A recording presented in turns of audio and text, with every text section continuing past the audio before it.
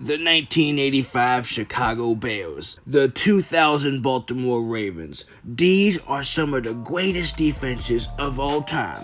Well, these teams are lucky that they didn't play in the Kanto Football League because they would have got blown out by the Kanto Pokemon offense. But I know a defense that just might be able to stop this juggernaut offense. You gotta fight fire with fire, so that's why we're making the Kanto defense. Will the 11 members of this defense have a chance to stop the Kanto offense? Well, let's discuss. Before we get too far into this, let's recap the rules. Pokemon can't fly, and the Pokemon that hover can only hover a little bit. Pokemon can't use their moves or their OP abilities. We're only choosing from the original 151 Kanto Pokemon, and we can't overlap any Pokemon from the offense. Let's get started. We're going to begin the defensive roster on the defensive line. Now the D-line is usually the first line of defense. They're supposed to try and stop the opposing running backs from getting anywhere, as well as try to sack the quarterback on pass plays. Our first D-line member is going to be Snorlax. I mean, this is a no-brainer. I mean, seriously, you do not have to have a brain to make this decision. Snorlax weighs in at an astounding 1,000 pounds. This is by far the heaviest in the Kanto region, and Snorlax will be sure to plug up any holes the offensive linemen try to make. RIP to any running back that gets tackled by this dude. Next up, we got Mr. Gyarados. Now, Gyarados will be an absolute baller at the D-line position. Gyarados is ranked as the third heaviest Pokemon in all of Kanto. This dude is going to be impossible to stop. Not only is it absolutely massive, but it's extremely aggressive with a decent bit of speed too.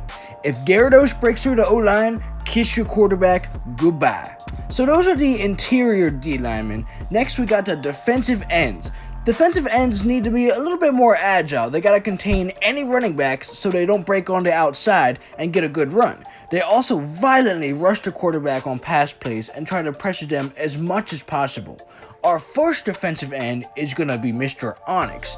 Being the fifth heaviest Pokemon in Kanto, Onix has great speed for its size. Onix has a very long body and should be able to contain outside of the line very easily, while also being able to get great pressure on the quarterback. Now, our other defensive end might be a bit of a surprise, but hear me out. I'm picking Arcanine. Not only is Arcanine in the top 20% of fastest Pokemon in Kanto, but dude is also the 7th heaviest. This Pokemon's got a perfect defensive end build. The offensive tackles have got their work cut out for them, and running backs, good luck trying to break the outside on this dude. Arcanine's a beast, and he's our other defensive end. Next up, we got our linebackers, positioned right behind the defensive line. Linebackers are the leaders of their defense. Their job is to plug up any gaps that the running back managed to get through, while also providing some pass coverage, generally on shorter pass plays. Linebackers need to be absolutely vicious, but also very intelligent in order to read the offense. Our middle linebacker is going to be Charizard. With a great mix of speed, strength, intelligence, and aggression, Charizard is going to be a nightmare for offenses. This dude will light anybody up. I can't imagine the hype-up speeches it's going to give before a game. Charizard is a great pick for the MLB. Let's get it. Now we need the outside linebackers. Our left outside linebacker is going to be Machoke. This Pokemon has not missed a single day in the gym, and it shows. Dude's an absolute powerhouse. While Machoke might not be the best in coverage, he's going to strike fear in anyone's heart that has to go up against him. Our last linebacker is going to be Cloyster. With decent speed, this Pokemon should be able to cover the short pass plays well. Cloyster's body is built like steel and should be able to stop any running back trying to break into the secondary. Good luck trying to block this dude on a blitz. Run or pass, Cloyster's got you covered. Next, we got cornerbacks. Now, the cornerback's job is to directly cover the opposing wide receiver and make sure they don't catch anything. They need to be extremely fast, but also have good agility to keep up with their receivers, as well as blitz from time to time.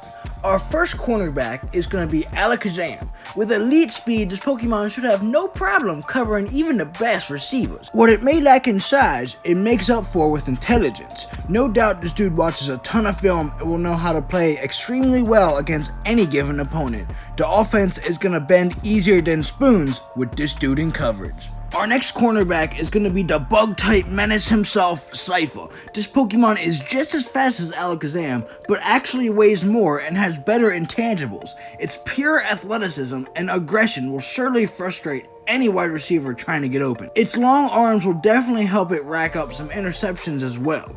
It's no longer Revis Island, it's Scyther Island. Lastly, we got our safety positions. Safeties are lined up behind everyone else on defense, and they're the last line of defense.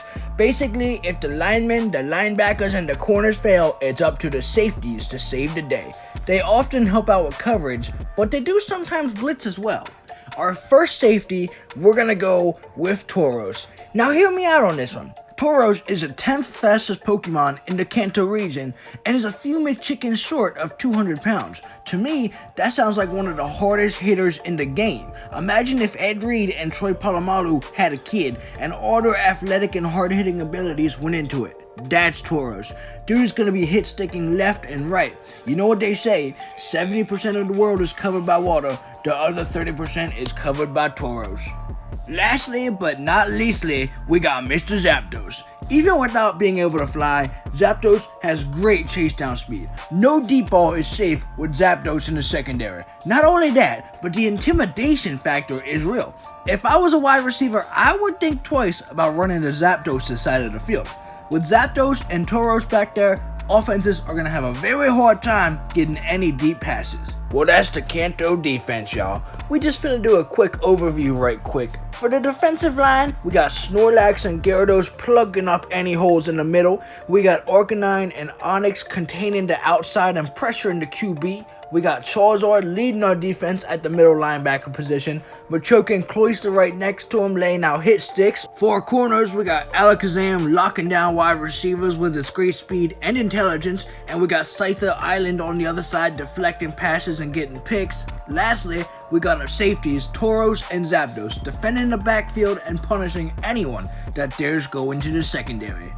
So with all that being said, we gotta ask the question. Would the Kanto defense be able to stop the Kanto offense, or would the offensive firepower be too much to handle? Could the Scyther pick off Mewtwo? Will Gengar break Machoke's ankles? Will Kangaskhan be able to block Onix? The truth is, I really don't know. So I'm gonna leave it up to y'all. Do y'all think the Kanto offense could score in the Kanto defense? Let me know what you guys think. Would you guys change any positions or leave it how it is? Let me know in the comments. Well, alright guys, that's probably going to be it for this video. I probably will make a video about special teams and coaches and maybe some backups and whatnot. But that's it for now. I hope y'all have a good day and I'll see y'all later. Bye.